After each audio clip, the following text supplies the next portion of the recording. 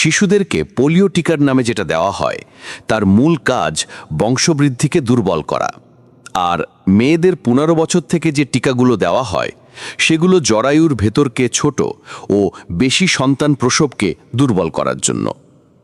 আর caesar হচ্ছে তাদের ষড়যন্ত্রের চূড়ান্ত সফলতা। এই লক্ষ্যে এরা কয়েকটি ধাপে কাজ করে থাকে। 1. ছোটবেলায় পোলিও টিকা। 2.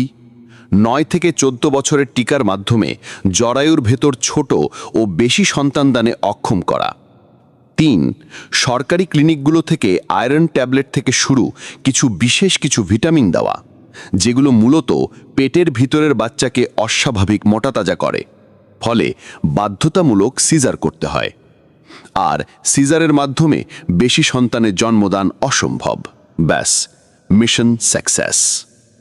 বর্তমানে দুগ্ধপোষ্য শিশুর মায়েদের দুধ স্বল্পতার মূল কারণ জন্ম নিয়ন্ত্রণের বড়ি বা ট্যাবলেট।